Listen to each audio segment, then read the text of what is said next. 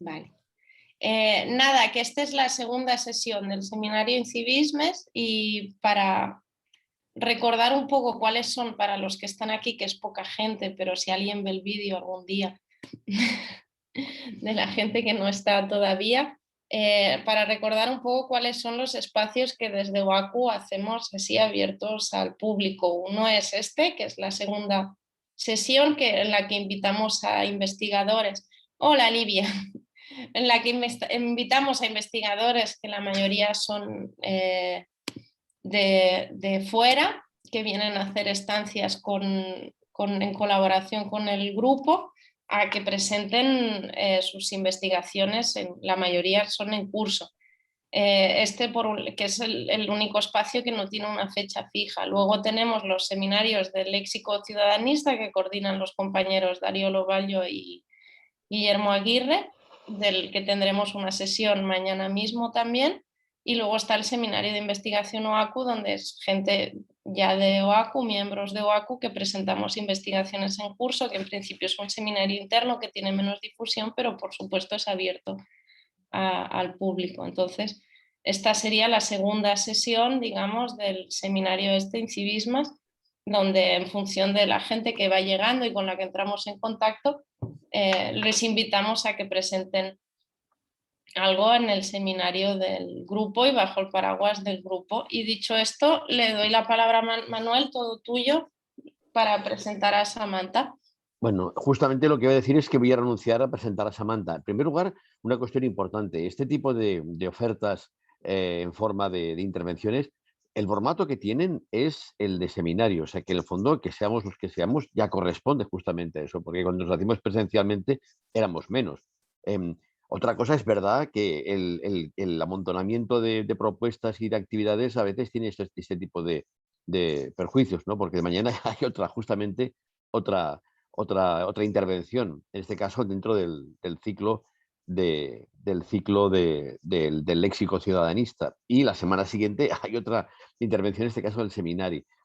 Bueno, yo luego a mí no me importa, digamos, a mí personalmente, que de pronto personas que están invitadas, que están haciendo estadías de cerca de nosotros, no podemos tomarnos con ellas una cerveza, que es lo que en efecto correspondería por protocolo y por cortesía, pero al menos darles espacio y para que puedan de una forma u otra, bueno, digamos, el fondo es una intervención en un contexto universitario, o sea creo que les puede interesar y luego a mí me interesa lo que cuenten. En cuanto al tema de la presentación, yo sinceramente, a veces cuando alguien me presenta, preferiría que no lo hiciera. Y, oye, déjame, cállate, no digas nada, es que es igual. Y yo creo que en este caso voy a hacer justamente, como digo, lo que me apetecería que hacer a mí muchas veces, que es presentarme yo mismo. Entonces, Samantha, estás invitada a dedicar los primeros minutos de tu intervención, que, bueno, que realmente reconozco que para mí implica una cierta expectancia, porque hablar de Medellín siempre para mí tiene una resonancia importante porque tiene que ver con mi biografía y porque cosas que escribí allí justamente, y por tanto pues me interesa al margen del tema en sí. Bueno, entonces, Samantha, tienes esos primeros minutos de tu intervención para hablar de ti misma y ser todo lo vanidosa o modesta que quieras. Y a partir de ahí, pues empiezas con tu intervención. Dicho esto, Samantha, puedes compartir pantalla ya cuando quieras sin problema.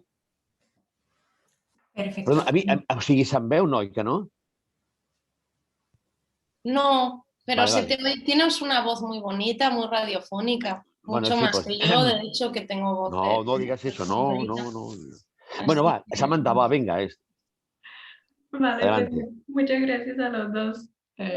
Yo encuentro que tu voz es muy radiofónica también, Marta. Claro. Bueno, entonces yo soy Samantha Jock. Soy doctoranda, estoy haciendo un doctorado en antropología a l'EHESS, que es la Escuela de Estudios Superiores en Ciencias Sociales en París. Yo soy canadiense y he mudado a Barcelona recientemente, así que todavía no hablo catalán, por lo tanto haré mi presentación en castellano. ya llevo 5 años en el doctorado, voy un poco lento porque trabajo al mismo tiempo. En este año he estado enseñando sociología y estudios de género. em, y bueno, entonces ya he terminado mi trabajo de campo y estoy en la etapa de organización y análisis de datos para empezar a escribir. Y entonces hoy voy a presentar mi proyecto de tesis, que, que ahora voy a compartir mi pantalla.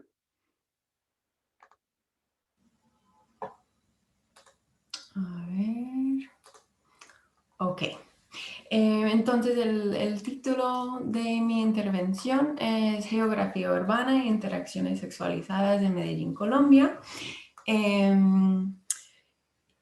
Y bueno, geografía urbana porque intento ver cómo la arquitectura y la estructura del espacio público, sobre todo, es influenciado por las interacciones y viceversa. Bueno, entonces, repito que estoy en una fase más o menos preliminar de mi análisis. Así que espero que esta presentación sea más o menos coherente y pues estoy muy contenta de tener esta oportunidad de discutirlo con vosotros. Así que todos los comentarios son muy bienvenidos. Bueno, entonces mi investigación se centra en las relaciones de género y en la estructuración, como he dicho, del espacio urbano en Medellín, Colombia. Mi objetivo con este trabajo es de estudiar el modo en que el acceso y la percepción de los espacios públicos están condicionados por las interacciones sexualizadas que se producen en ellos. Intento movilizar un enfoque interseccional que permita aclarar cómo las interacciones están moduladas por diferentes relaciones de poder. Así que analizo por un lado cómo el uso y los sentimientos provocados por estas interacciones varían según el origen social de las personas implicadas. Y por otro lado, cómo estas interacciones afectan a la estructura del espacio urbano de forma continua y cotidiana. Bueno, entonces la primera pregunta sería, ¿qué quiero decir por interacciones sexualizadas? Pues como he puesto en la diapositiva, el punto de partida son los piropos callejeros. No sé si este término se utiliza de la misma forma aquí en España que en América Latina, así que voy a explicar un poquito. Entonces, en América Latina se utiliza esta frase para describir comentarios que se hacen entre desconocidos en el espacio público, normalmente por hombres hacia las mujeres y generalmente sobre la apariencia física de la mujer. Hay piropos clásicos que incluyen juegos de palabra o rimas, por ejemplo, si cocinas como caminas, me lo como hasta el pegado, o si así estás de rayas, como estarías de bolas, o sea, bromas y cosas así. Pero hoy en día se utiliza esta frase para describir todo un rango de interacciones, desde los silbidos y los saludos hasta comentarios abiertamente ofensivos. Y aunque esto está cambiando últimamente, como indica la palabra piropo, es un tipo de interacción que es bastante común y que tradicionalmente es socialmente aceptada. En los últimos 7 años más o menos ha empezado a haber campañas contra el acoso callejero en América Latina que intentan cambiar esta imagen positiva, y para llamarlo acoso callejero y violencia. Y bueno, ha habido polémicas y debates sobre la diferencia entre piropo acoso, si bien existe o no, etc. Y bueno, yo utilizo los piropos como un base para hablar de interacciones entre hombres y mujeres en el espacio público. Como es una palabra con una definición amplia, sirve para tratar una diversidad de interacciones. Por ejemplo, de cortesía, de ligar, por supuesto, pero también de insultos, de amenazas y también interacciones de venta. También permite abordar una diversidad de comportamientos, desde miradas fijas hasta tocamientos. Entonces, digamos que por interacciones sexualizadas, quiero decir interacciones entre hombres y mujeres que no se conocen, que tienen lugar en el espacio público y donde el sexo de los participantes juega un rol principal en la interacción. Y tomo los piropos como base para explorar cómo estas interacciones juegan un papel en la construcción y el mantenimiento de diferentes divisiones de género, de clase social, pero también división entre espacio público y espacio privado, entre espacio masculino y espacio femenino. Bueno, entonces eso es un poco la idea del proyecto. Ya he hecho 7 meses de trabajo de campo en Medellín en 2018-2019. Tuve la suerte de terminar mi trabajo de campo antes de la pandemia. Y el trabajo de campo consistía en una etnografía del espacio público, sobre todo en 3 barrios específicos. Uno que se llama El Poblado, otro que es La Candelaria y luego la zona nororiental. La idea es que cada zona de la ciudad representa una composición de clase social distinta. Y este es un punto al cual volveré luego. En términos de métodos, principalmente utilizaba la observación de los espacios públicos, parques, plazas, calles peatonales, estaciones de metro, etcétera, etcétera. También entrevistas individuales o en grupos. Las entrevistas comprendían una actividad de cartografía sensible donde utilizábamos un mapa físico de la ciudad y yo invitaba a la persona a indicar las partes de la ciudad que frecuentaba, que evitaba y donde se siente segura o insegura. También, pues con algunos entrevistados o entrevistadas, hacía itinerarios comentados, donde la persona me mostraba su barrio, sus zonas que frecuenta. Normalmente pues la idea era de hacerlo a pie y luego descubrí que en función de la clase social de la persona, a veces se hace más, pues se mueve más en coche, entonces también hice algunos itinerarios comentados en coche. Y por último hice algunos, más o menos 5 o 6 talleres, sobre todo con mujeres, donde hacíamos cartografía sensible y también un ejercicio con dibujos que voy a explicar más adelante. Bueno.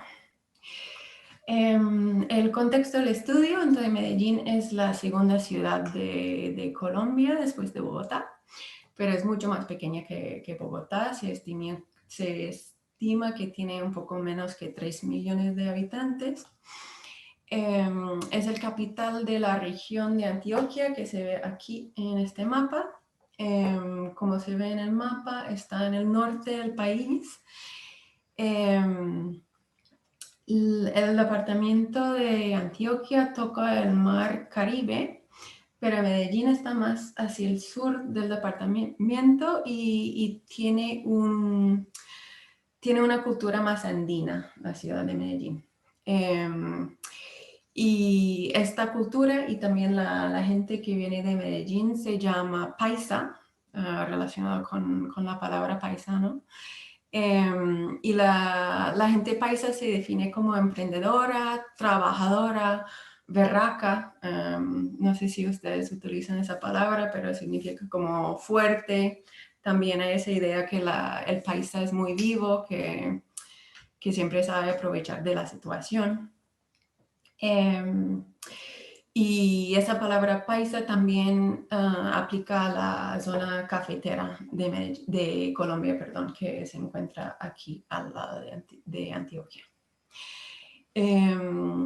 La región paisa es conocida en todo Colombia por ser una región conservadora.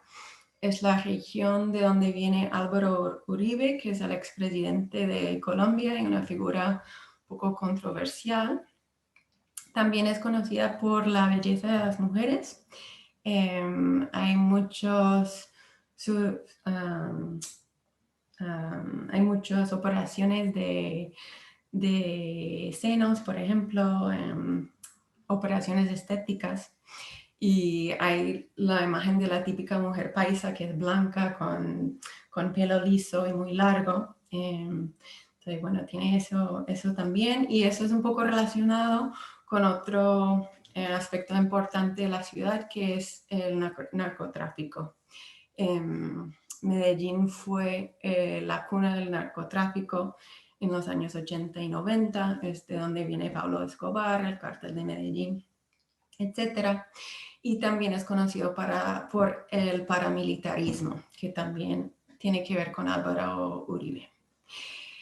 Y por último, Medellín es conocida por ser una ciudad innovadora, organizada y limpia. Fue la primera y sigue siendo la única ciudad de Colombia que tiene metro.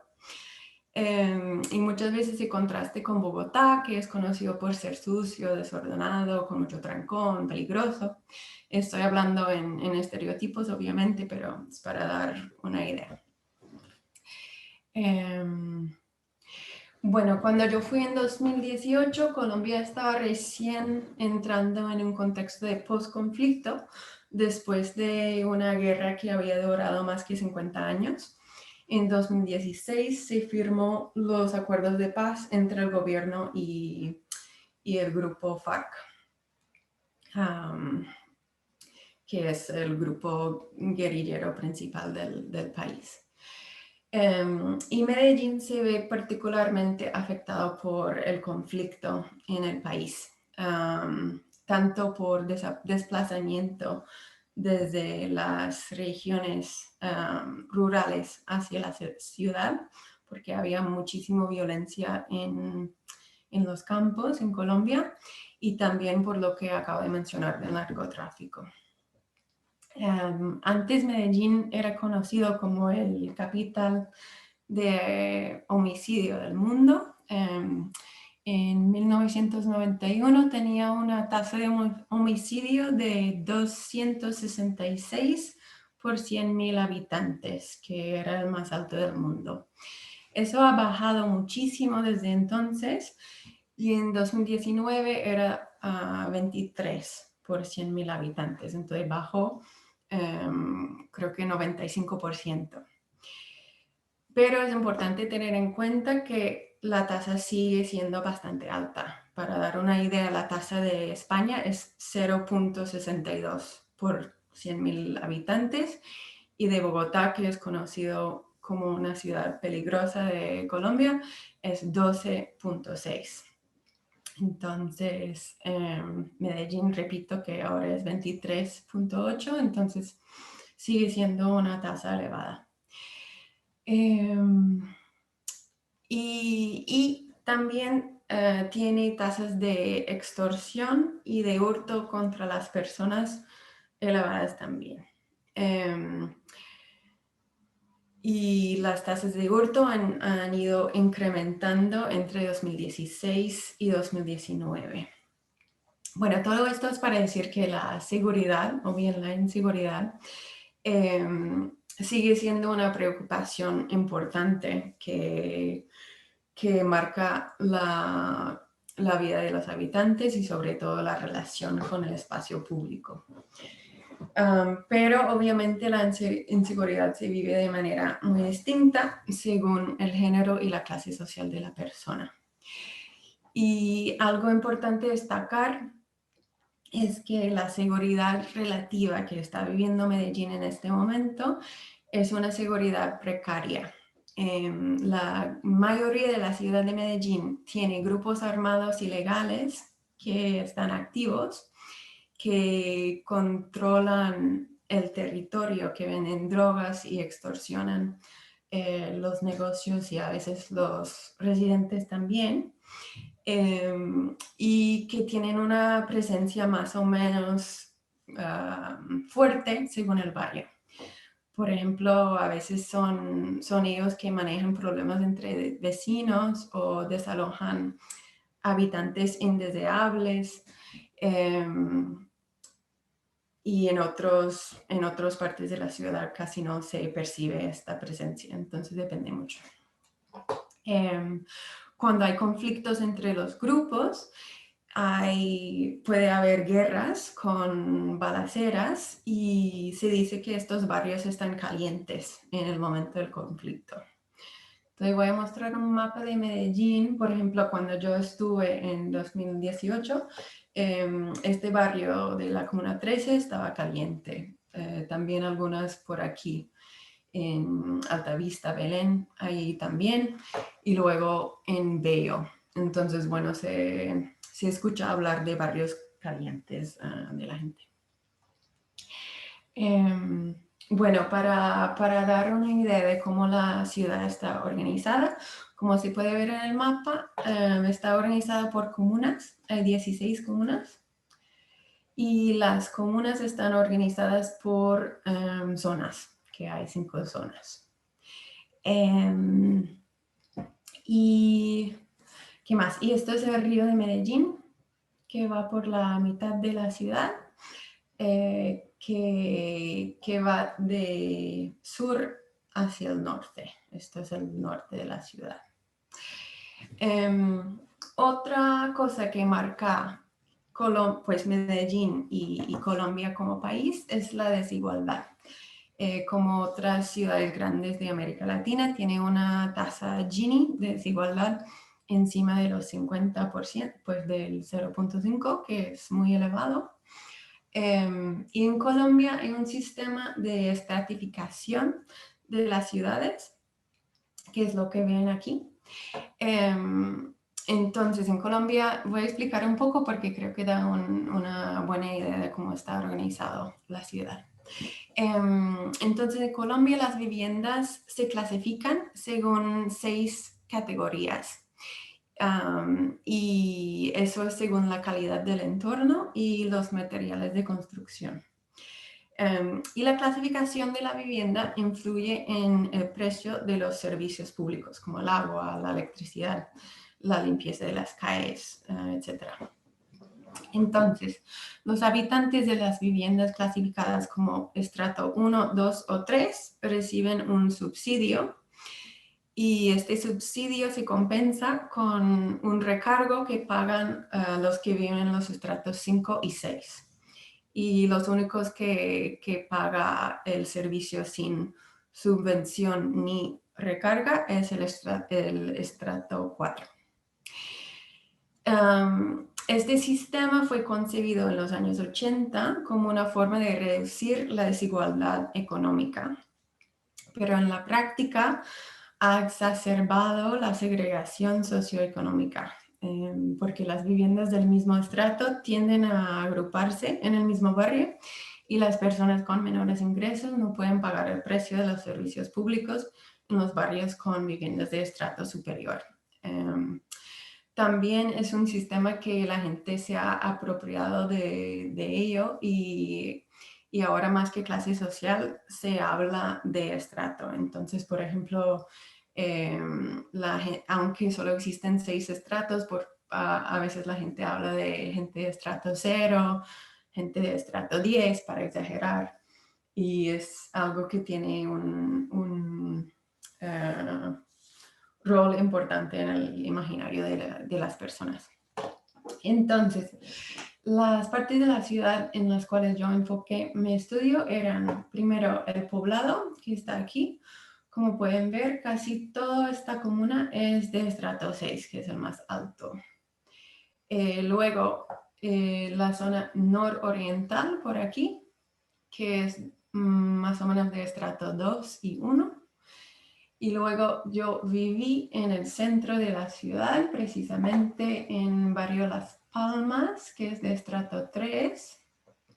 Y hacía muchas observaciones en el centro de la ciudad, que es una de las únicas partes de la ciudad donde hay una mezcla grande de personas de diferentes clases sociales, aquí en el centro. Y quisiera mostrar unas fotos de diferentes partes de la ciudad para dar una idea de cómo eso influye en la arquitectura y en la organización espacial. Entonces, estas son fotos tomadas en la zona nororiental, que es de estrato 2 o 1. Se puede ver que hay un metrocable. Medellín es conocido por sus respuestas innovadoras a la pobreza, y esto fue uno de ellos. Como se ubica en un valle,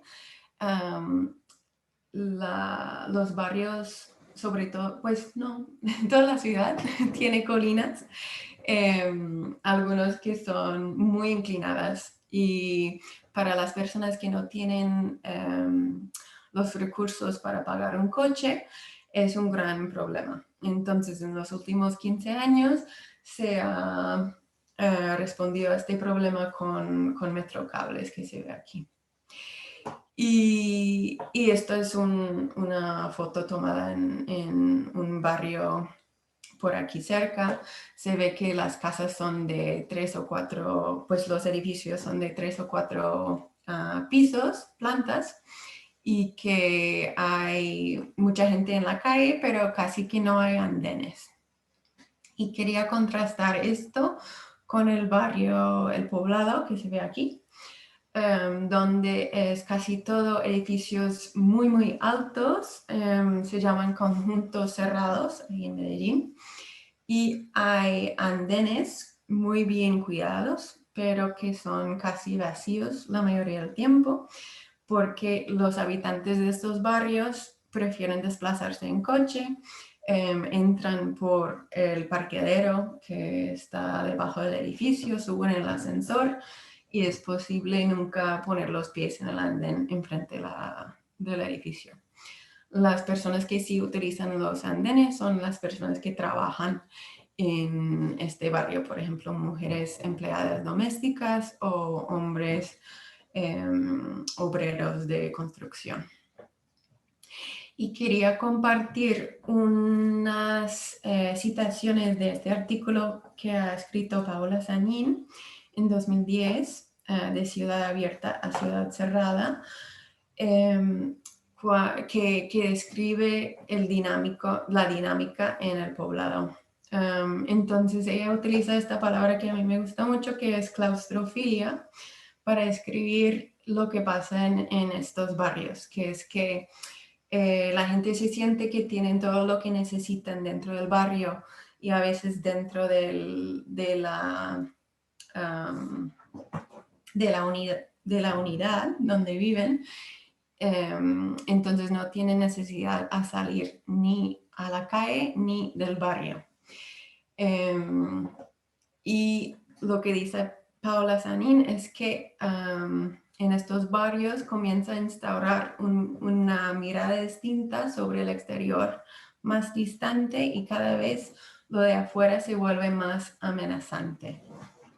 Y yo creo que esto es importante porque el tipo de interacciones que tienen lugar en estos barrios de estrato más alto son muy distintos que las interacciones que tienen lugar en los barrios más populares, donde la gente se desplaza más a pie, donde hay más interacción entre vecinos, y donde es más aceptable empezar una conversación con un desconocido y mantenerlo. Y mientras que en el poblado hay mucho miedo hacia el exterior y no es muy aceptable empezar ni continuar una conversación con un extraño. Bueno, entonces, todo esto me parece importante porque hoy me gustaría presentar un aspecto de mi investigación que estoy desarrollando, que es un análisis de los diferentes actores que controlan el comportamiento espacio-corporal en los espacios públicos. Por un lado, hay organizaciones gubernamentales e institucionales, por ejemplo, que hacen campaña contra el acoso callejero. Y en ciertos casos, yo diría que proyectan un ideal hegemónico burgués de interacciones y de comportamientos en los espacios públicos. Y por otro lado, tenemos los grupos armados que controlan estrechamente los movimientos y las acciones de las personas que entran en sus territorios y que utilizan los cuerpos de las mujeres como instrumento para plantar un control absoluto del barrio. Entonces estoy intentando ver cómo este tema de control y de protección de los ciudadanos también tiene que ver con la geografía urbana y con las fronteras entre espacio público y privado. Entonces, lo que me gustaría hacer es presentar dos ejemplos que surgieron en mi trabajo de campo en Medellín, que creo que representan los dos extremos de este espectro de protección y control. Y después intentaré sugerir unas pistas de análisis que tienen que ver con la geografía urbana y con pues, diferentes preguntas sobre acoso callejero, piropos, interacciones, etc. Bueno. ¿Hay preguntas hasta ahora? Ok. Bueno, entonces, el primer ejemplo es una reunión del Consejo de Medellín, el gobierno municipal, que tuvo lugar el 29 de abril de 2019, entonces hace 2 años más o menos, y que tenía el título Acoso en el espacio público. Era la primera reunión gubernamental que trataba este tema de acoso en el espacio público. En la reunión, la presidenta del Consejo de Medellín, Daniela Maturana, presentó los resultados de una encuesta que hizo su equipo con 958 mujeres de Medellín, que se ve algunos de los resultados aquí en el diagnóstico. Y también presentó unos ejemplos de medidas que otros gobiernos han tomado en América Latina y también en Europa. Por ejemplo, con leyes que sancionan el acoso callejero. Y este tipo de reunión es público, y ese día había 5 personas que estaban en el público observando. Había yo, un periodista, 2 personas que yo supongo que trabajaban en el gobierno municipal por su forma de vestir y actuar. Y también un hombre que llamaba la atención porque parecía muy fuera de contexto. Era un hombre de unos 60 años, diría yo, de vista. Y por su manera de vestirse, era obvio que venía de un barrio mucho más popular, teniendo 2 bolsas de plástico que estaban llenas de sus pertenencias, y estaba sentado solo. Y él llamaba mucho la atención porque, pues por su clase social, que no era usual en este contexto, y también por su manera de actuar en la reunión, porque muchas veces reaccionaba un poco fuerte al discurso, y en algún momento hasta gritó: "A las mujeres les gustan los piropos", y fue un poco chocante. Y bueno, la gran mayoría de las personas lo ignoraban por completo.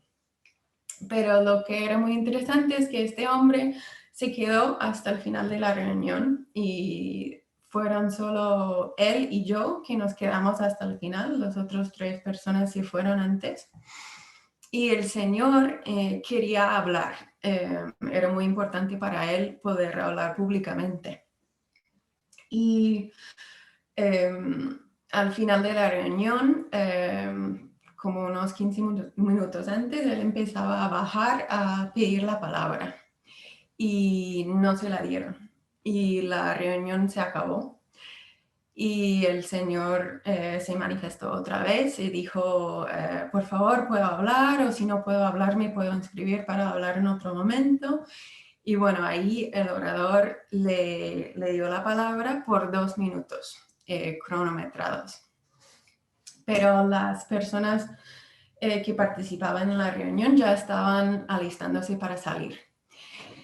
Entonces prestaron el micrófono a este señor y él pudo hablar por 2 minutos y empezó su discurso diciendo, tanto víctimas como victimarios tienen la culpa en el acoso sexual. Y con esta oración se ofendió a la mayoría de las participantes de la reunión y la mayoría dejaron de escucharlo. Pero él siguió hablando. Y pues más o menos dijo que de un lado que las mujeres también tienen la culpa, por ejemplo, por la manera de vestir. Él hizo una referencia a la prostitución, utilizó la palabra incitar. Si una mujer incita a un hombre y mal vestida, lo incita con fines financieras, que está buscando el dinero, el hombre puede tratarla bien como la puede tratar mal. Eso fue lo que dijo. Eso era uno de sus puntos.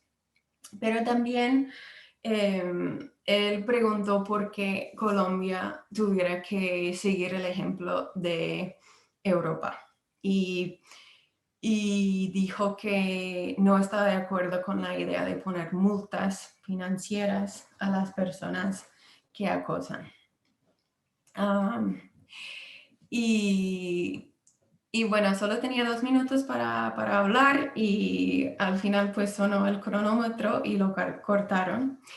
Y él, cuando ya había cortado su tiempo, él dijo, y también el desempleo influye mucho en esto.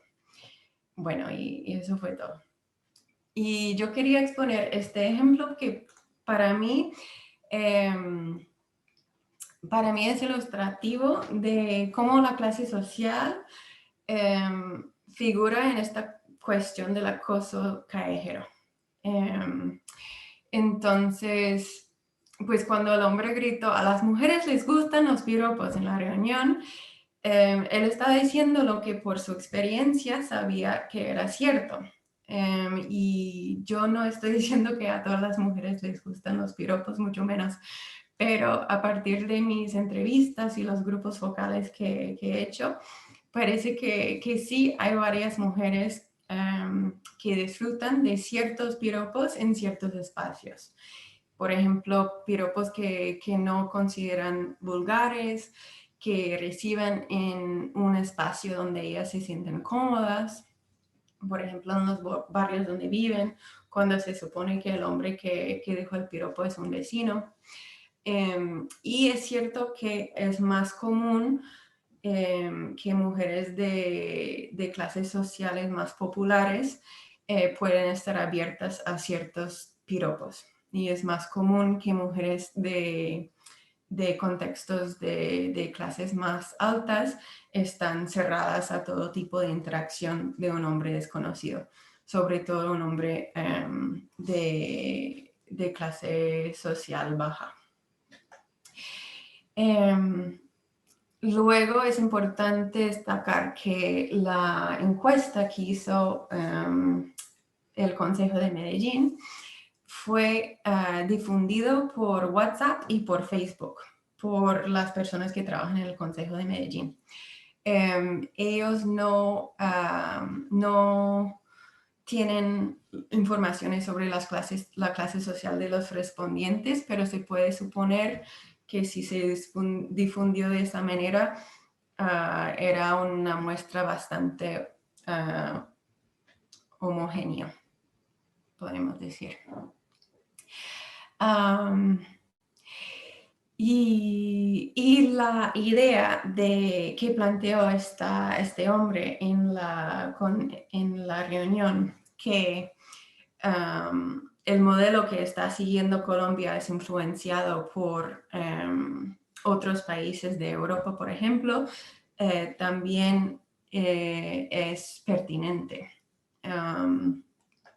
Por lo que digo que mostraron las buenas prácticas de Europa y también el movimiento feminista contra el acoso callejero. Hay mucha comunicación entre países, pasa mucho en las redes sociales, entonces hay unas brechas de lengua, también del acceso al internet, a las redes sociales, etc. Entonces me parece pertinente ese punto.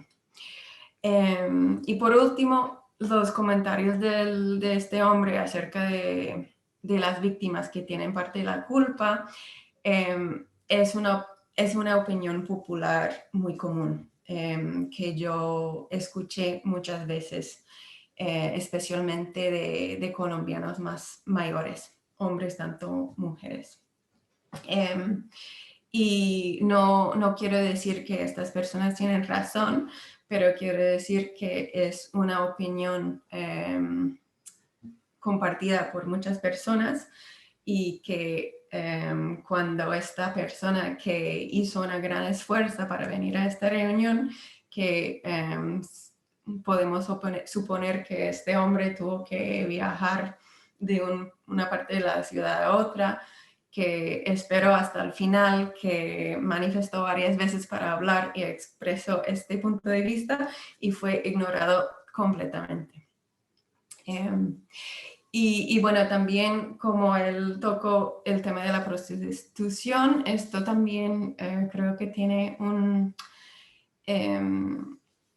que es algo importante en el tema de acoso callejero y es también algo que estoy analizando, que no voy a tocar tanto este tema hoy por el tiempo que tenemos, pero bueno, entonces para mí este momento fue ilustrativo de varios asuntos, sobre todo de clase social.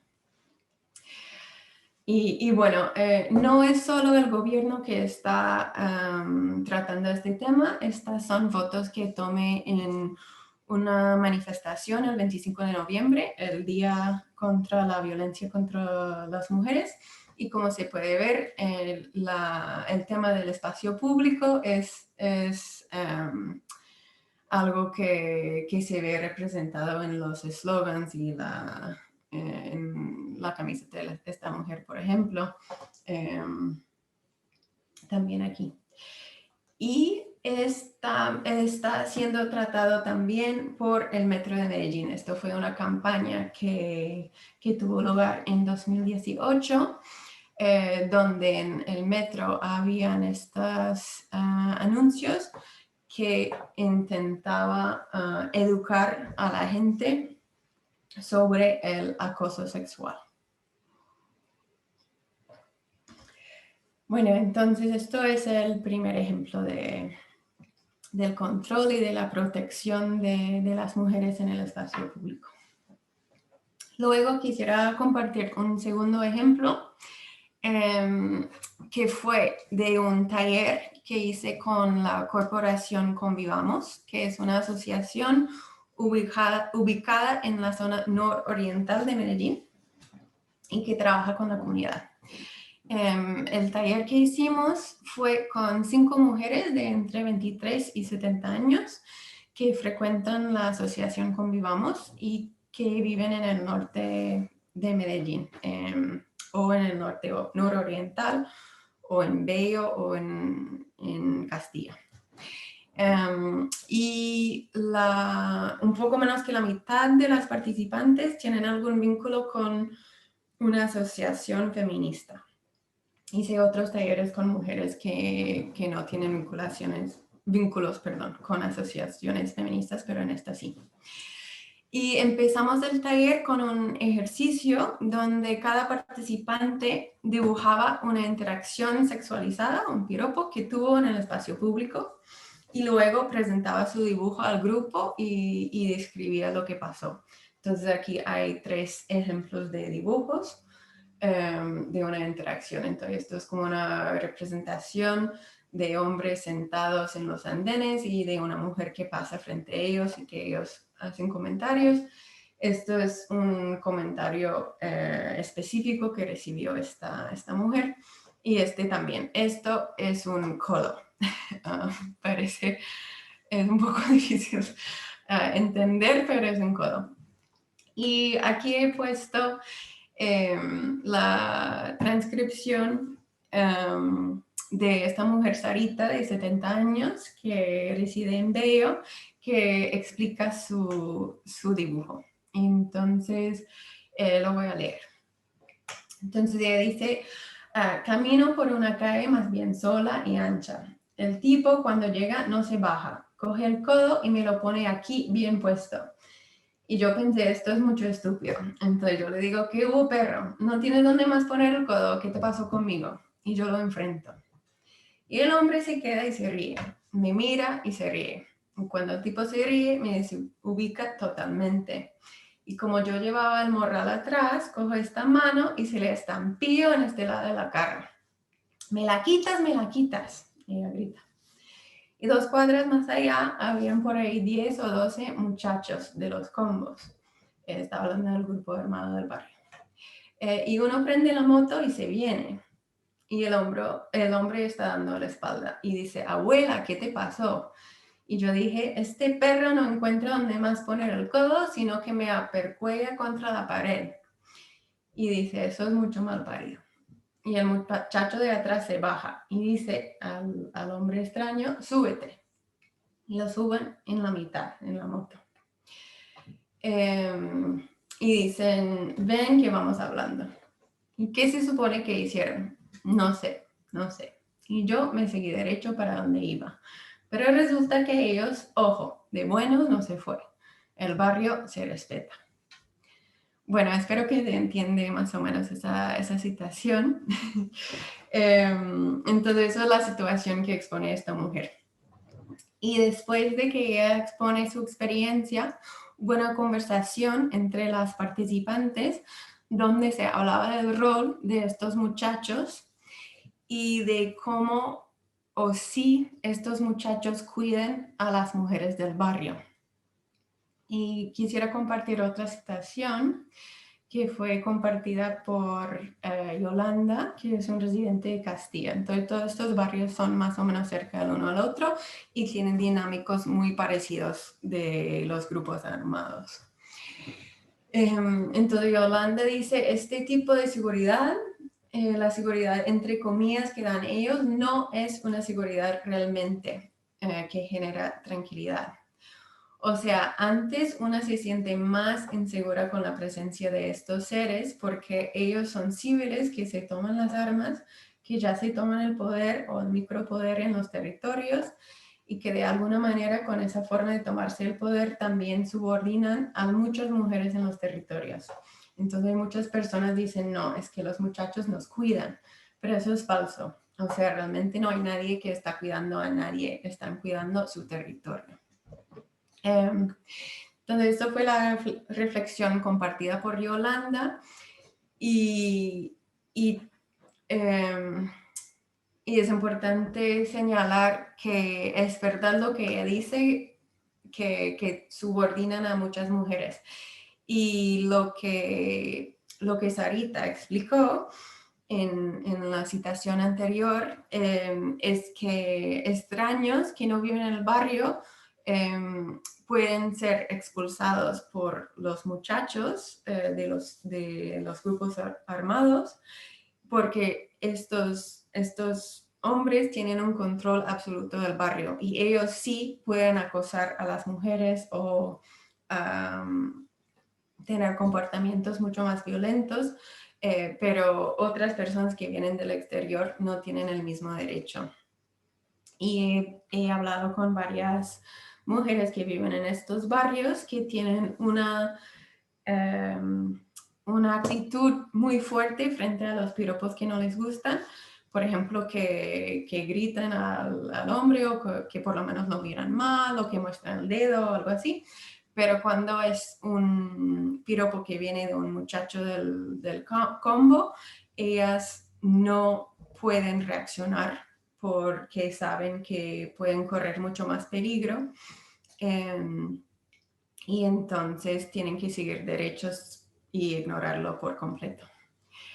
Y entonces en este taller, Sarita, que contó la historia, ella estaba más o menos contenta con lo que pasó con ella y con la protección que la dio estos muchachos. Y las otras mujeres en el taller le dijeron, pero tú claramente no necesitabas ayuda, ya habías enfrentado al hombre, ya le habías pegado, no era necesario su ayuda. Y él dijo, sí, pero yo soy una mujer que tiene mucha confianza, que yo puedo reaccionar así. Hay muchas niñas chiquitas que no pueden tener esta postura frente a los piropos y para protegerlas a ellas es importante tener este tipo de protección. Y luego las otras mujeres le dijeron que ella estaba probando este control ilegal del barrio porque no se opuso a los muchachos y su respuesta es esta que he puesto aquí, que ella dice que no tiene otra opción, más o menos. Ella dice que ella no dijo nada a los muchachos porque ellos me van a decir es que a usted le gustó, entonces me voy a complicar. Entonces ella dice más o menos que ella no puede hacer nada porque si ella dice algo a los muchachos que dejen a este señor tranquilo, que ella no necesita ayuda, pues es ella que va a tener problemas. Entonces ella prefiere dejar que los muchachos respondan de su forma y no meterse.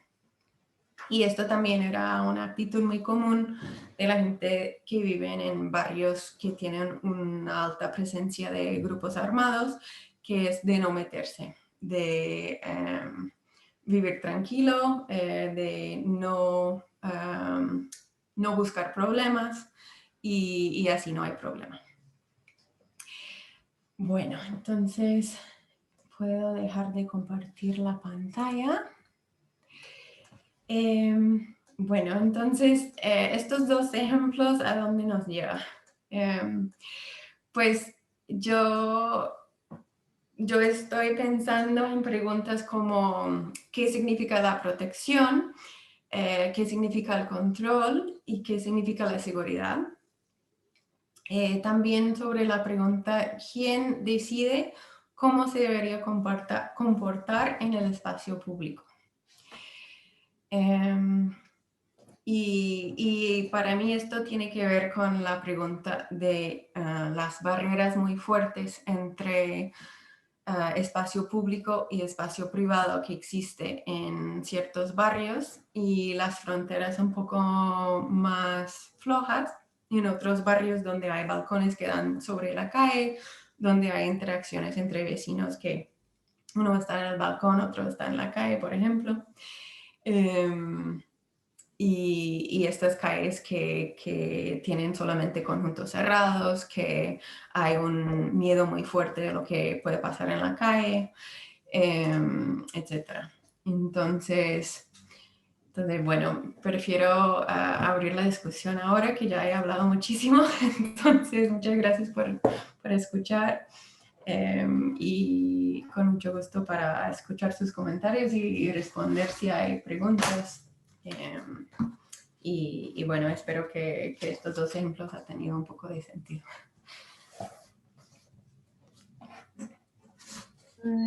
Gracias, Samantha. No sé si está Manuel por allí, sí que está, si quiere comentar alguna cosa o abrimos directamente la discusión. A mí me han surgido un par de preguntas, pero casi mejor abrimos la discusión a todo el mundo, si alguien quiere comentar alguna cuestión.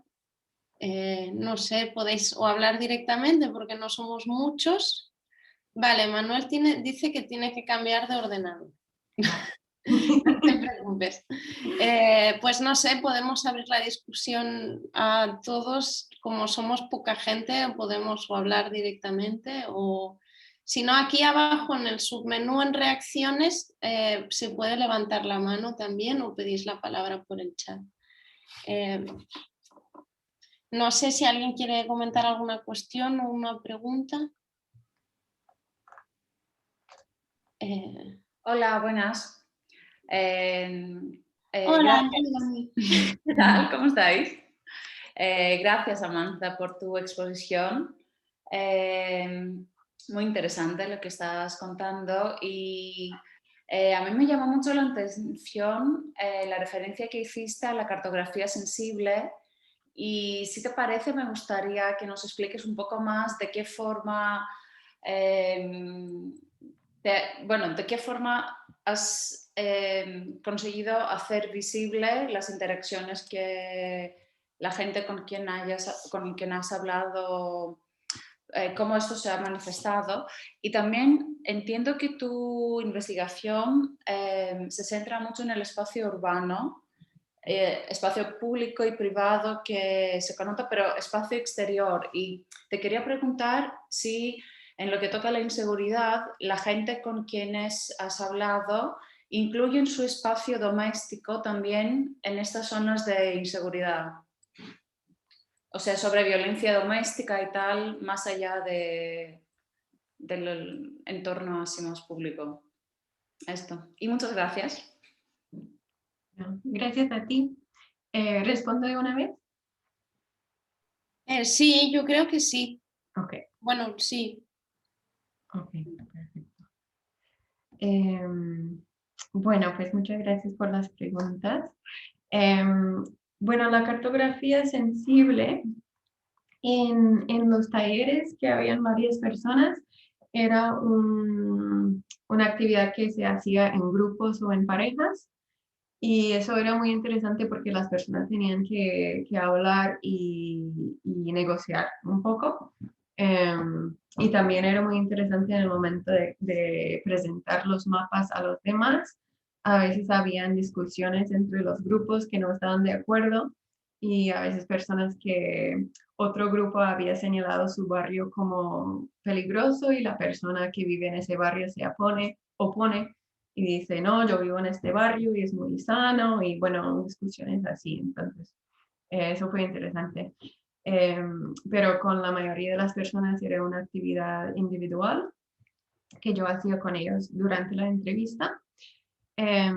Y era una manera de entrar en el tema. Entonces, eso fue la primera cosa que yo hice con las personas con quien hablaba. Entonces, yo les mostraba un mapa de Medellín, les daba marcadores de colores y les pedía que me mostraba dónde vivían, dónde habían vivido, si habían cambiado de casa, que lo marcaron en el mapa y también que me mostraban sus rutas diarias para ir al trabajo o a la universidad, los barrios que frecuentan para el tiempo libre y los modos de transporte. Y la idea es que puedo, en base a estos mapas, comparar las zonas que frecuentan diferentes personas, el uso del espacio urbano y también los sentimientos de seguridad y inseguridad. Y también era una buena manera de entrar en el tema con algo concreto que nos servía de apoyo para la conversación. Había algunas personas que entraban mucho en el juego, que buscaban la dirección exacta de diferentes lugares y otros que no estaban interesados en el mapa y casi lo ignoramos. Y yo encontraba que el mapa era una manera de recordar a las personas cosas que sin el mapa tal vez no hubieran surgido, porque pues lo tienes aquí, entonces tú puedes decir, ah, es verdad que esta parte nunca he ido. Y bueno, hay cosas interesantes que surgen, como por ejemplo, como está Paula Sanín dijo en la citación que puse de este artículo que la gente que vive en el poblado suele quedarse en el poblado, que es el barrio de estrato alto, que casi nunca salen porque ahí están sus amigos, sus restaurantes, su trabajo, su casa y no tienen por qué salir de este barrio. Es un barrio donde se sienten muy cómodos. Y otras personas tienen necesidad de desplazarse mucho porque tienen su trabajo en un barrio, su casa en otro, sus tías en otro, y casi todos van al poblado o a otro barrio que se llama Laureles o al centro para el tiempo libre. Entonces, si vives en el norte, es muy probable que te desplazas por la ciudad y que pasas por partes de la ciudad donde no te sientes cómoda. Y para mí eso es muy importante porque he notado que la diferencia entre un piropo agradable o una interacción agradable y una interacción desagradable o una interacción que se puede llamar acoso tiene que ver con la comodidad de la persona en el espacio, si uno se siente cómodo o no. Y bueno, también obviamente sentimientos de seguridad, de inseguridad, tiene que ver con la comodidad. Entonces, pues no es nada que inesperada, pero las personas con más recursos pueden protegerse más, se desplazan en coche cuando van a lugares donde no se sienten cómodos. También hay algo que pasa en Medellín, que es que los barrios populares se han vuelto atracción turística, tanto para turistas que vienen de otros países que para colombianos. Entonces, muchas personas que viven en el poblado han ido a barrios populares 1 o 2 veces en el Metrocable, casi como excursión turística. Okay, bueno, la actividad de cartografía sensible era una manera de hablar de todos estos temas, de tener un aporte físico, y lo que cuento hacer es utilizar un software que se llama QGIS, QGIS, donde se puede poner las informaciones de cada entrevista y luego se puede comparar muy fácilmente. Entonces eso me permite ver las diferencias del uso de la ciudad por clase social o por género o por edad o lo que sea. Bueno. Perdona, te puedo preguntar, ¿cuándo hiciste los talleres, los mapas que utilizabas eran, no era material digital, ¿no? Era, o sea, un mapa en papel, ellos pintaban sobre y utilizabas siempre el mismo mapa? Cuando llegué a Medellín me fue difícil encontrar un mapa adecuado. Entonces al principio intentaba con diferentes mapas hasta que por fin encontré un mapa turístico muy detallado y descubrí que lo podía comprar muy barato. Entonces compré muchísimos y al final utilizaba este mapa turístico. Pero antes utilizaba diferentes. Sí. ¿Y tenías algunos símbolos o colores específicos que proponías a la gente para zonas que evitaban, por ejemplo? ¿O has notado que la gente solía utilizar ciertas cosas para destacar emociones más agradables o, no sé, has llegado a alguna conclusión de la forma que la gente actuaba con la cartografía? Eso es una buena pregunta. En las entrevistas individuales yo dejaba que la gente escogiera sus colores. Como yo estaba grabando, era muy fácil saber luego que, por ejemplo, el azul representa lugares frecuentados. Pero en los talleres en grupos, nosotras dijeron, por ejemplo, el negro significa zona a evitar a todo costo, el rojo significa lugar de peligro.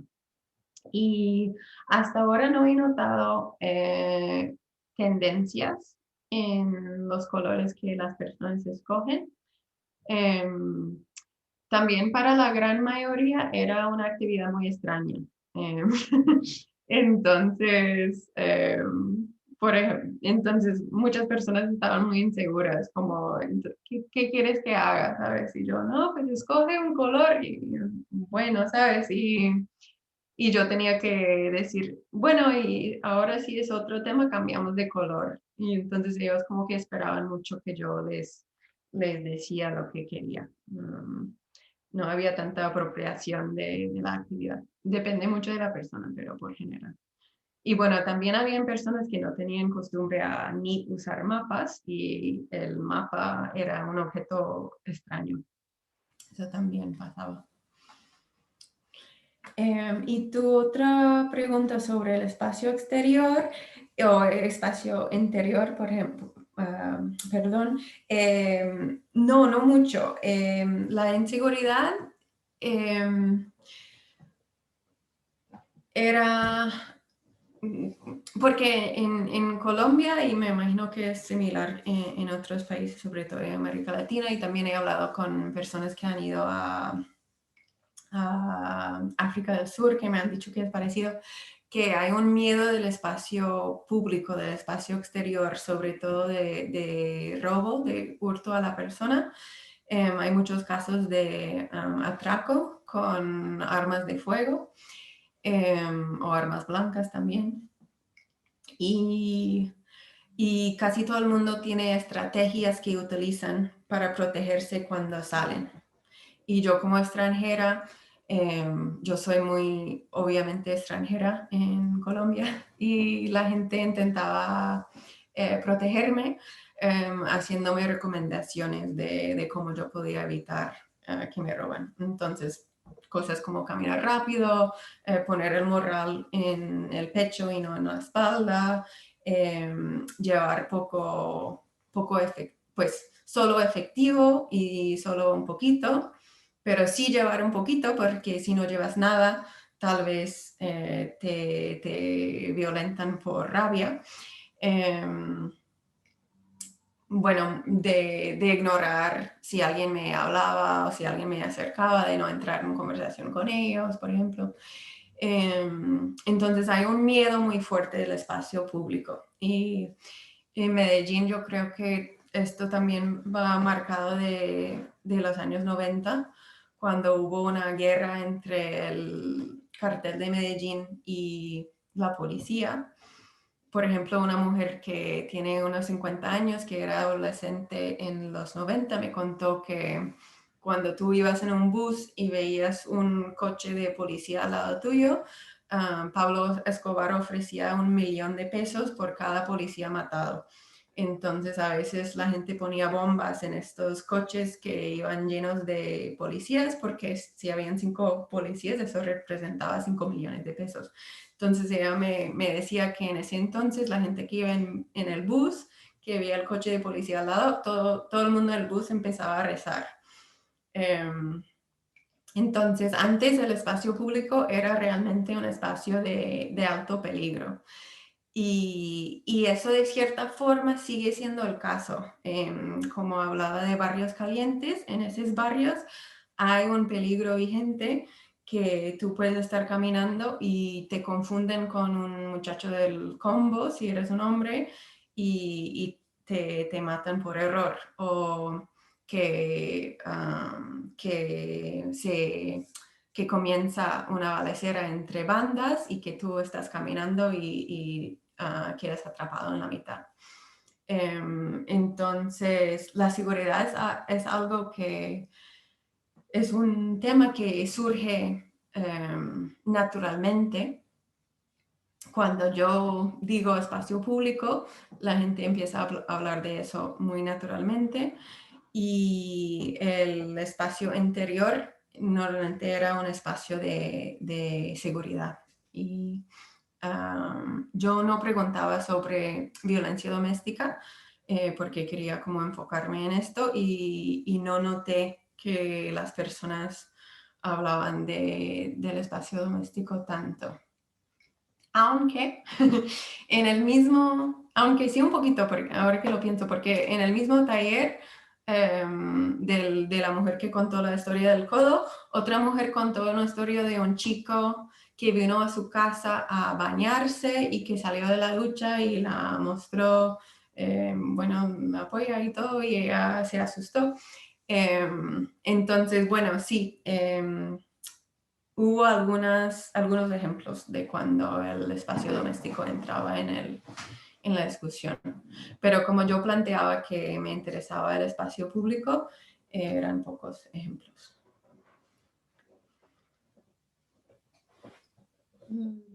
Vale, creo que hay una mano de Marta Cecilia Cideño. Hola, buenas tardes. No tengo la cámara, pero ¿se me escucha bien?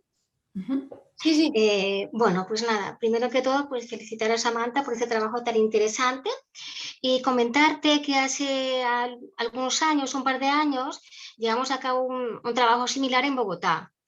Y lo que tú has comentado, pues entra en diálogo directo con lo que encontramos allí en Bogotá también. Hablamos sobre la forma como las mujeres vivenciaban y practicaban algunos espacios públicos de Bogotá. Y efectivamente, no solamente se nota la inseguridad por la manera como está conformada la ciudad, tenemos que tanto en Bogotá como en Medellín y como en la mayoría de ciudades latinoamericanas hay un déficit de espacio público, o sea, no hay espacio público de calidad, eso por un lado. Y por el otro lado también encontramos que son ciudades fragmentadas, son ciudades que son muy desiguales y muy regulares, eso también se nota en la cuestión urbana. Entonces tenemos unos barrios que son aquellos como diríamos aquí, de alto standing, en barrios altos, en donde tú encuentras unas burbujas urbanísticas que llamo, en donde encuentras que las casas son absolutamente cuidadas, hay vallas incluso eléctricas, donde son como burbujas inexpugnables. Pero aquí en ese espacio, digamos, en esas burbujas, no hay vida, son calles muertas, son calles absolutamente solitarias que carecen de ojos, como diría Hannah Arendt, como diría Jane Jacobs, no tiene ojos, por tanto son calles peligrosas, es una paradoja. Luego tenemos las calles, los barrios populares en donde hierve la vida y en donde supuestamente hay más inseguridad, pero todo eso también hace parte del imaginario que tenemos en las ciudades, en Bogotá, entre lo que es el norte y lo que es el norte como la ciudad planificada, la ciudad bonita, la ciudad bella, la ciudad con zonas verdes increíbles. Luego tenemos el sur, que es la zona pobre, o sea, es el lugar donde, donde viven aquellos parias urbanos, ¿no? Entonces, digamos que esas similitudes también se pueden apreciar en Bogotá, Samantha.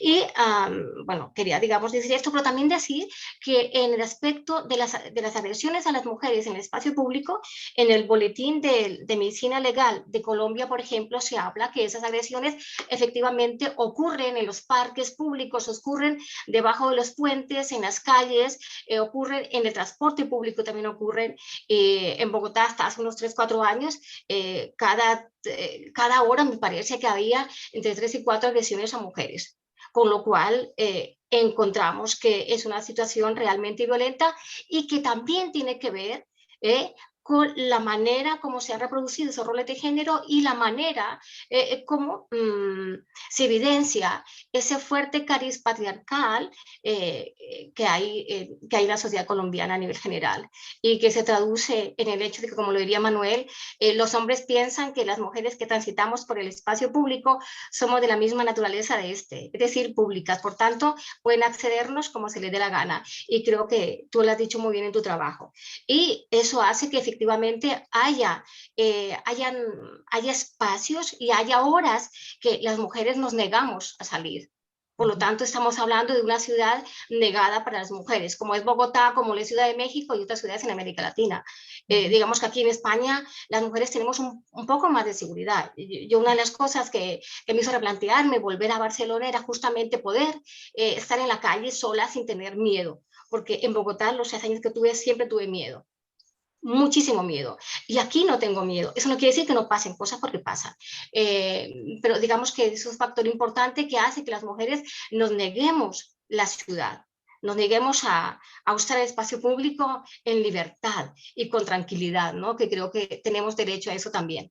Bueno, eso es lo que quería comentar. Muchas gracias, Marta. Y si es posible mirar el estudio de que me hablas, me encantaría verlo. Ah, claro, claro. Pues si quieres, luego nos pasamos los datos y tal. Bueno, de hecho, ya he publicado un artículo, igual nos pasamos los datos y te lo dejo, ¿vale? Para que lo puedas tener. Gracias. De hecho, yo mi maestría hice un proyecto similar en Hola. Bogotá. ¿Se escucha? Hola. Manuel. Se ha cortado. Voces de ultratumba. Bueno. Sigue, Samantha, que parece que tiene problemas de conexión. No, solo quería decir a Marta que yo hice un estudio mucho más pequeño porque era en el marco de mi maestría en Bogotá y era más enfocado sobre el efecto de los piropos sobre el acceso a la ciudad y lo hice en 2014. Y bueno, encontré pues muchas mujeres hablaban de estas estrategias que tú evocas de evitar y de restringirse para protegerse. Y bueno, y pues también he publicado un artículo la semana pasada sobre eso. Si quieres te lo puedo compartir, pero está escrito en francés, entonces no es lo más accesible, pero para los que leen francés está ahí. Y bueno, también súper importante lo que tú notas del peligro real que existe en estas ciudades. También cuando yo estaba en Medellín había un caso muy que se hizo muy conocido de unas mujeres francesas turistas que habían sido violadas en un parque en Medellín. Y como son mujeres extranjeras, pues se hablaba mucho de ese caso. Y yo me acuerdo que un señor que vivía en mi barrio, en el centro de Medellín, dijo como, pero ¿qué estaban buscando esas mujeres saliendo al parque solas? ¿Sabes? Y eso era un poco como la actitud de que eran las mujeres que tenían que cuidarse y que si no te cuidas como mujer estás buscando peligro. Y bueno, entonces, lo que dices, Marta, ¿Se me escucha o no? ¿Alguien me escucha? Sí, te escuchamos todos. De eso será ahora. Bueno, Pero no sé. llevaba rato hablando o algo. Vaya. Ah, ¿se ha cortado otra vez, tal vez? Sí. Pues no sé, es que no me aclaro. Parece que tu conexión no está muy bien. No. Manuel. Con el móvil, alguien ha pedido la palabra y estoy interrumpiendo. Y bueno, yo quería decir una cosa, tampoco es que fuera muy importante. Bueno, estaba hablando ¿Sí? Samantha, pero si no, dale. No, ya Es terminé. que no, lo siento, es que en verdad me sabe muy mal. Tengo una mala temporada con estos artefactos y no consigo trabajar con ellos. Es decir, un desastre. No, quiero únicamente felicitar a Samantha por su intervención, me ha parecido muy interesante y creo que hay motivos de, digamos, con mínimo de inquietud, ¿no? Esa figura de este hombre que interviene y tal y que reclama su derecho a hablar y que de una forma u otra es poco menos que descalificado.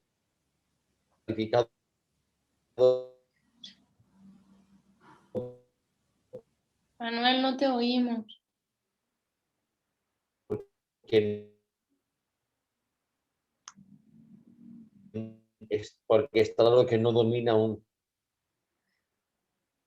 cierto tipo de dialecto.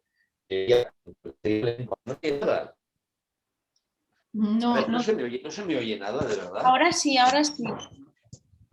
Hola, ¿no se me oye? Ahora sí, ahora sí. No, pues mira, decía que, o sea, en primer lugar, esta cuestión que creo que está siempre revoloteando en todo este tipo de discusiones. ¿Hola? Sí, sí, sí. Este tipo, Te digamos, de escuchamos. discusiones acerca de lo que llamaríamos la variable de clase, por así decirlo. Claro, este hombre, una persona, digamos, bueno, no sé si os ha habido, creo que he oído el 90% de la intervención de Samantha y quizás se me haya escapado algún momento en que, por ejemplo, haya dicho, o sea, este hombre venía ¿has dicho que venía de Bello? El señor, Sí, yo nunca supe. pero está clarísimo, tú sabes que vendría de una de las, de las comunas del norte, la nororiental o no, a la noroccidental. Se puede adivinar que sería estrato 1, estrato 2 y Baquechuta.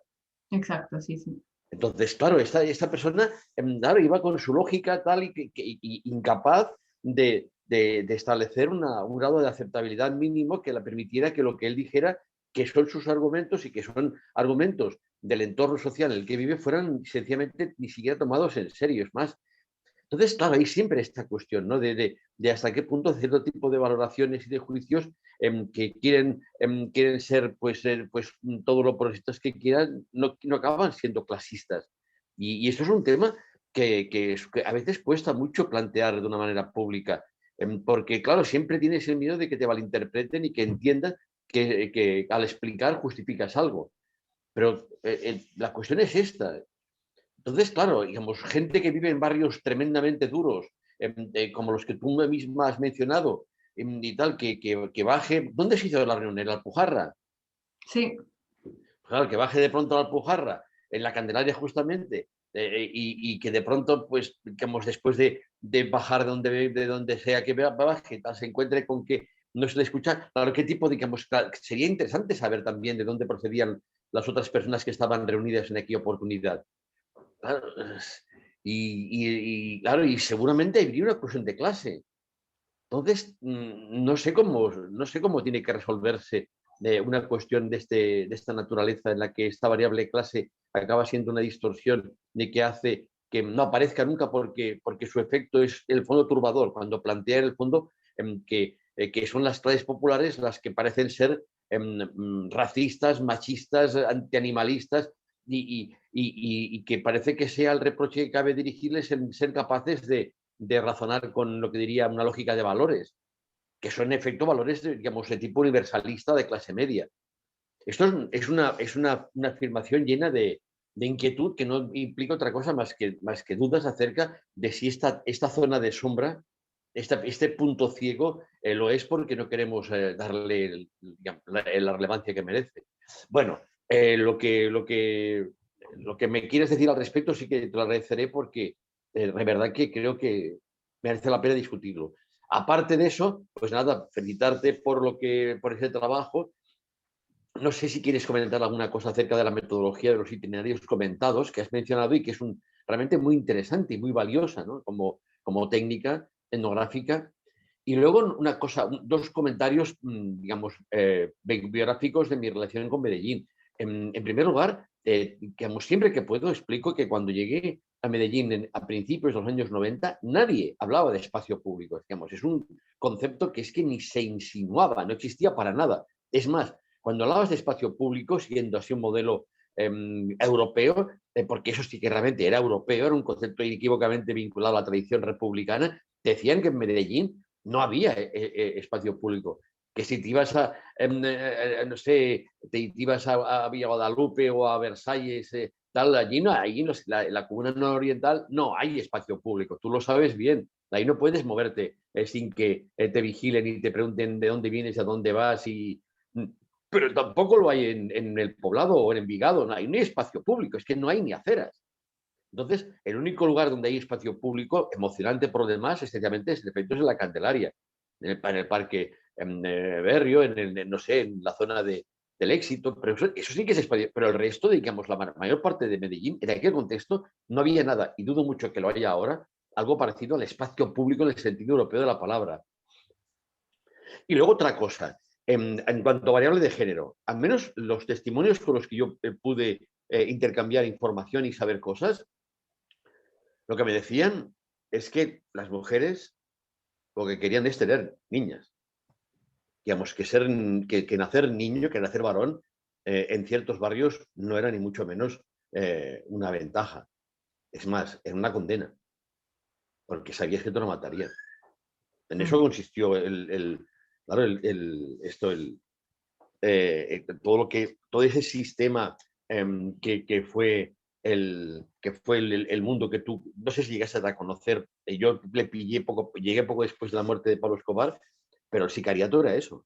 Tú sabías que si tenías un crío en un barrio de las comunas nororiental o noroccidental, digamos, su biografía va a ser corta. Entonces, claro, digamos, de verdad que lo que hay la suerte es tener niñas. En fin, nada, que muchas felicidades y esto. Solo, ¿qué opinas de esta cuestión de la variable clase? Y luego que hagas algún tipo de comentario acerca del uso de metodologías como la del itinerario comentado, que me parecen realmente valiosas, ¿no? Cómo hacer una etnografía peripatética, por así decirlo. Nada, que muchas gracias. Muchísimas gracias, Manuel. Bueno, sí, puedo hablar un poco más de los itinerarios comentados. Entonces, la idea era de que la persona me muestre su barrio y me muestre sus rutas diarias para poder comparar alguna vez, una vez más. Y eso sí, creo que fue exitoso porque podía ver, por ejemplo, que los hombres solían utilizar calles más estrechas sin pensarlo y las mujeres solían usar calles más anchas. Otra vez, algo esperada que se ha mostrado en varios estudios, pero digamos que lo pude comprobar en el mío. Entonces eso era interesante y otra ventaja es que la gente va caminando y va recorriendo cosas. Entonces, ¿Pero tú acompañabas al informante o a la informante? Sí, entonces yo bien, me encontraba con la persona en su casa o cerca de su casa y empezamos a caminar o a andar en coche o una vez en una moto y yo grababa la conversación que tuvimos. La desventaja es que luego para transcribir es muy complicado. Eh, y a veces se alarga mucho. Yo tenía uno que duró como 3 horas y luego pues para escucharlo todo es un poco cansón, pero la actividad es muy útil.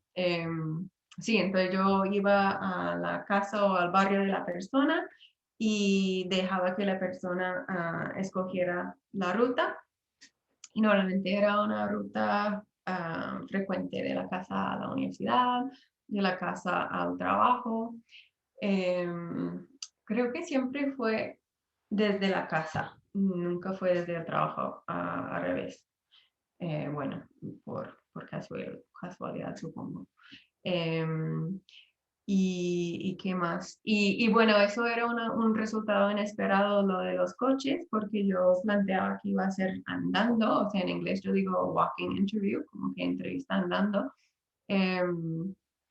Pero la primera persona con quien tuve una entrevista que vivía en el poblado me dijo, pues yo no camino.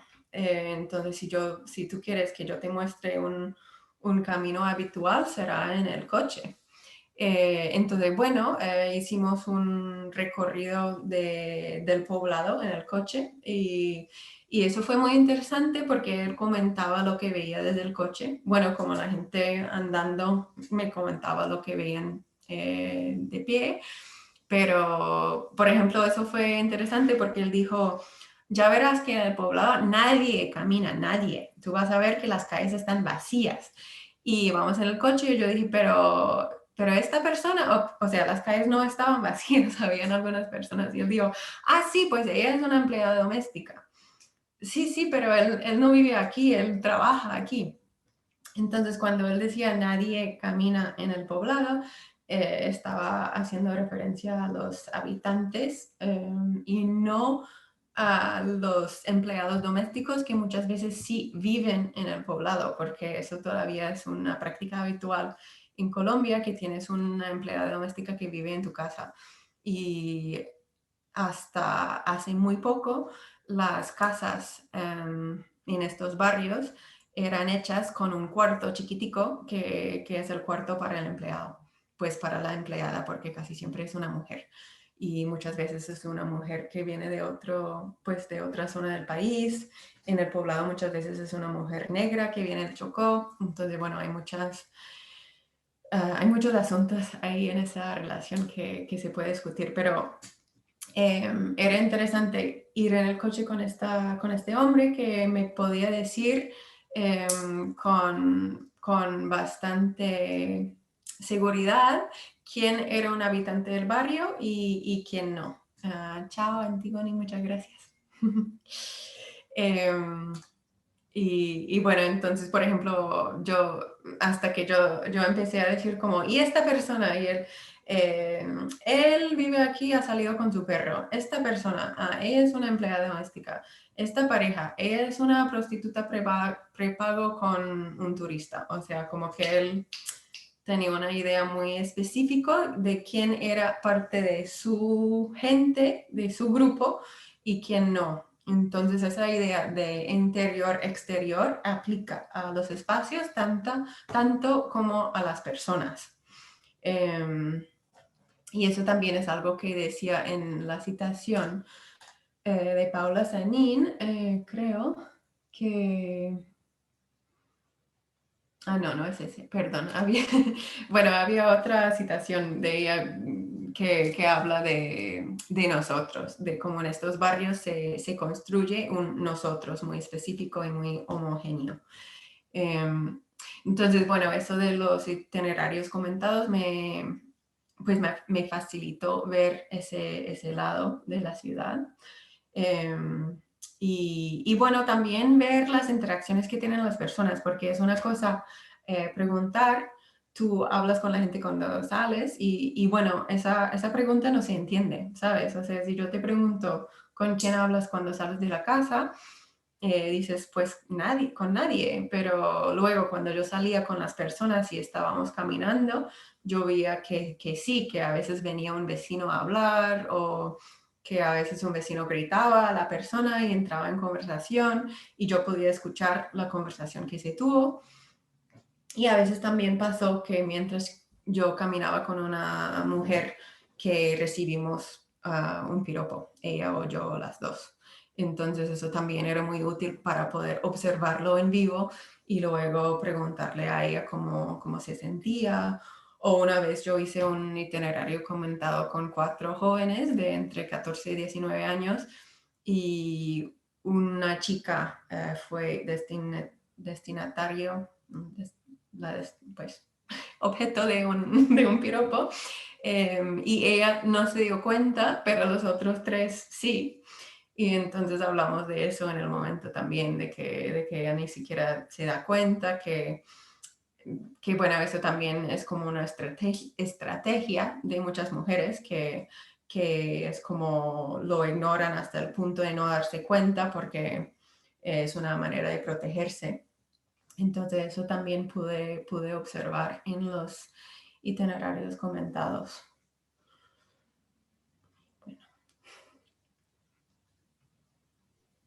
Yo tengo un par de cuestiones que, bueno, no sé si hay alguien más que, bueno, si no las lanzo para volver un poco a lo que estabas comentando también, que no, bueno, más o menos ha salido el tema, pero no, si puedes indagar un poco más en también cuál era tu posición como etnógrafa, porque imagino que estuviste viviendo allí. Bueno, yo he trabajado en Senegal y tengo que decir que en muchos casos cuando hacemos lo que se llama observación flotante, si somos también investigadoras, etnógrafas, que además solemos tener esta posición un poco pública muchas veces y en el espacio público o en la calle es bastante difícil hacer observación flotante sin que nadie se te acerque a preguntarte, pasa aquí en Barcelona y ya no digamos, bueno, yo he trabajado en Senegal, imagino que, bueno, tú en Colombia, si además te ven blanquita y europea o en este caso canadiense, es bastante difícil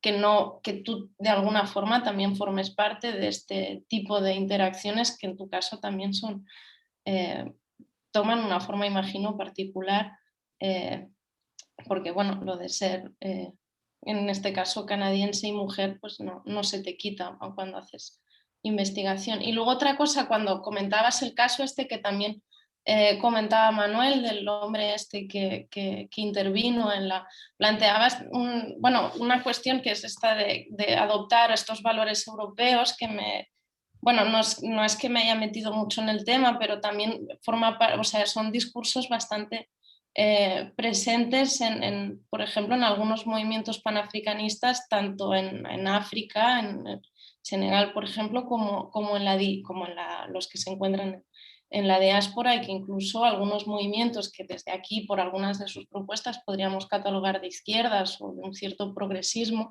en algunas cuestiones, rechazan absolutamente cuestiones como estas, hablo desde el caso de Senegal, por ejemplo. Una de las cuestiones que ahora que ha tenido unas semanas de disturbios, lo que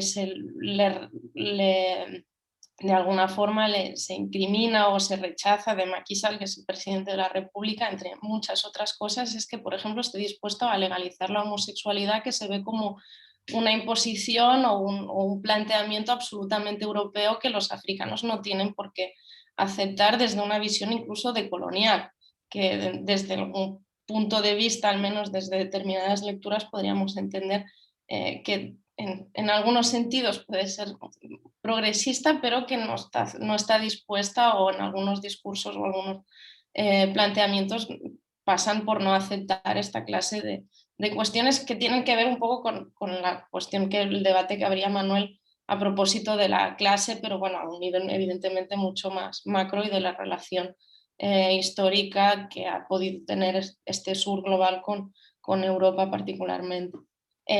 Nada, eran esos dos comentarios. Super, muchas gracias. Bueno, el primer comentario que planteas, pues sí, totalmente. Mi apariencia física no me ayudaba a ir despercibida, perdón. Pero como tú dices, una persona que está sentado o estático en un espacio público, pues muchas veces se nota que sea un local o no. Entonces, muchas veces mis observaciones se convertían en conversaciones y a veces en entrevistas informales, que también yo veía como una cosa bienvenida la mayoría de las veces. Hasta a veces un hombre me hacía un comentario y yo podía utilizar ese comentario como una manera de entrar en conversación con él, y tuve unas conversaciones muy interesantes de esa forma. Entonces, todo eso, pero también a veces yo quería evitar eso y pasar más despercibida, entonces yo hacía observaciones andando. Entonces, cuando yo no estaba estático, pues yo no era tan fuera de lugar y era más fácil observar sin tener un efecto grande sobre lo que yo estaba viendo, perdón. Y otra cosa que intentaba hacer era de mezclar itinerario comentado con observación. Entonces hacía observación con personas de Medellín que me acompañaban. A veces, yo tenía un amigo que me acompañaba unas veces a ver como la zona rosa de Medellín por la noche. Y bueno, como que yo le invitaba a tomar y él me ayudaba con mi etnografía. Otra chica que había estudiado antropología estaba buscando empleo y a ella le interesaba mi proyecto, entonces ella también me ayudó a hacer algunas observaciones, entonces yo podía andar con ella y pues como estábamos las dos, podíamos hablar, y bueno, la grabación era lo que utilizaba para tomar notas. Y también había una chica que yo pagaba para ayudarme en la zona nororiental. Y eso era importante porque en el poblado yo podía sentarme y tomar notas y no hay problema. A veces la gente me veía, me hablaba, pero yo podía estar ahí. pero la gente me había dicho que en el centro y en el norte yo tenía que tener mucho cuidado, que los muchachos del barrio no pensaba que yo estaba indagando sobre ellos y que podía ser peligroso. Y de hecho eso fue un problema para mí porque yo había vivido en Bogotá antes de hacer mi trabajo de campo de maestría y yo podía, pues yo tenía una idea de qué podía y no podía hacer, pero yo no conocía muy bien Medellín y ese asunto de paramilitares y de grupos armados es muy propio a Medellín. Eso existe en Bogotá, pero a menor nivel. Marta me dirá si me equivoco, pero por lo que yo percibí, me pareció que es mucho mayor en Medellín. Entonces eso era un problema, no podía utilizar los mismos métodos en diferentes barrios. Pero el hecho de tener esta mujer que me ayudaba, que yo la pagaba para ayudarme, pues me permitió hacer observaciones en esos barrios que si no, no hubiera podido hacer. Y bueno, el hecho de ser extranjera, pues como me imagino que todos saben, es una desventaja como una desventaja porque yo podía preguntar más y la gente me explicaba más. Y también en Medellín me han dicho que eso te proteja un poco porque en los barrios populares están acostumbrados a tener europeos o extranjeros que vienen al barrio para hacer voluntariados. Mientras que un colombiano que vive en el sur, que va al norte, como que es muy extraño verlo y tal vez no lo dejan entrar. Entonces, a veces era una ventaja.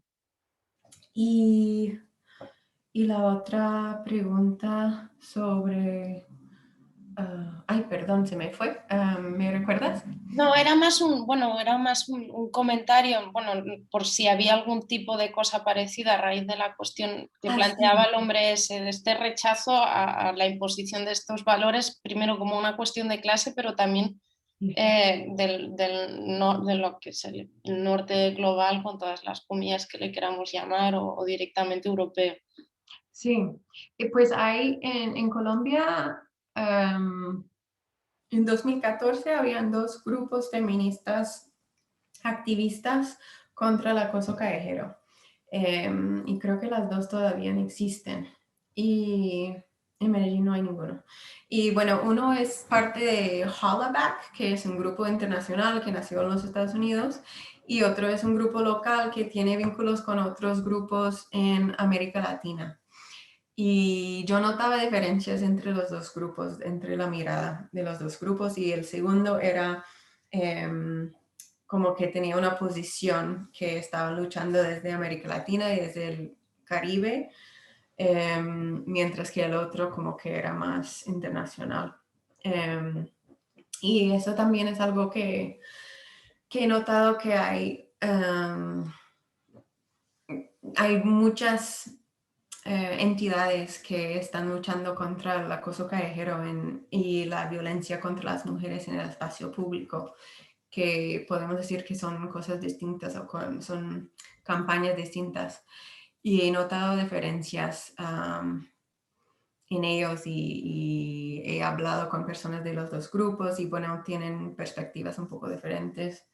Pero yo no he visto mucho un rechazo tan explícito de algo importado de Europa, aparte de esta situación que escribí. Gracias. Hay un comentario en el chat que pone: la violencia del narcotráfico en todo su abanico, desde el gran mafioso hasta los chicos vinculados al sicariato y pandillaje, también constituyen contextos de violencia hacia las mujeres. Las mujeres se convierten en objeto de prestigio y en lugar de retaliación contra los enemigos. Los chicos sicarios morían dejando mujeres con hijos y con enemigos por cuenta de su relación. La mujer se cosifica y se le culpa de la cosificación, creando la imagen de la mujer interesada que usa la sexualidad como método de obtención para mejoras económicas. Esto hace que se considere que especialmente las mujeres pobres desean estos avances sexuales violentos y que los hombres entonces tienen derecho a hacerlos. Y luego añade: la hija mujer se deseaba solo bajo la condicional de que fuera una mujer muy de casa y que no calleje. Wow. Eso es súper interesante. Lilian, muchas gracias. Me gusta mucho lo que dices de la mujer que se cosifica y que luego se le culpa de la cosificación. Y eso es algo que también estoy intentando mirar, cuáles mujeres son tratadas de cuáles maneras en el espacio público y la mujer que se ve que es de un estrato más bajo, de un barrio más popular, se sospecha que es prostituta directamente o que está buscando algo, mientras que las mujeres que se visten de cierta forma y que se ve que tienen más recursos económicos, pues les habla de otra forma, y no hay ese sospecho de prostitución. Entonces lo que plantea Lilian me parece súper pertinente. Muchas gracias. Sí, sí, eso del rol de narcotráfico me parece muy importante. Y gracias, Marta, por el link. No sé si hay más preguntas o cuestiones. ¿No? O no sé si Manuel o Samantha queréis añadir algo.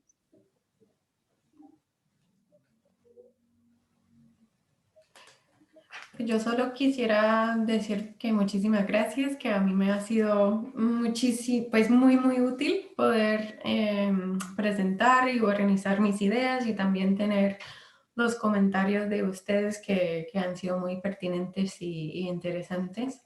Entonces, pues espero poder seguir charlando e intercambiando, que seguramente eso me va a ayudar muchísimo a avanzar. Y bueno, me gustaría mucho, pues, cuento en participar en los otros encuentros y poder seguir conversando. Entonces, pues, muchas gracias. Samantha, ¿se me escucha? Sí. Sí. Digamos, de verdad que me da pena no haber podido intervenir más, pero tengo esta dificultad técnica que es, bueno, aparte de esta especie de distopía que estamos viviendo y que tiene estas consecuencias. Bueno, que muchísimas gracias por haber aceptado esta invitación, que, hombre, creo que es muy interesante porque implica colocarnos ante una problemática que tú has visto desde una perspectiva realmente singular y que yo creo que como corresponde a mí al menos me ha abierto más dudas que no claridad, ¿no? Lo cual, créeme, desde luego es el mejor elogio que se te podía dedicar. O sea que muchísimas gracias, que sabes que nos tienes a tu disposición y que bueno, y que Te has puesto en mute. Ya. nada, que gracias. Bueno, muchísimas gracias, Manuel. Gracias a ti. Muchas Venga. gracias. Gracias, Samantha. Bueno, y espero que la próxima vez que nos veamos, aparte de tantos seminarios, sea pues como corresponde, con una Sí. cerveza y presencialmente. Uy, sí, yo también espero. Espero poder tomar una caña la próxima vez. Que es como debe ser y como eran antes los seminarios. Bueno, pues no sé, si nadie tiene más que añadir, pues podemos dejarlo por hoy. Y bueno, no sé, a los que vengáis mañana, nos vemos mañana, porque últimamente está la cosa, se ha intensificado un poco la actividad virtual. Bueno, pues hasta mañana a los que vengáis. Chao, un beso, Gaby.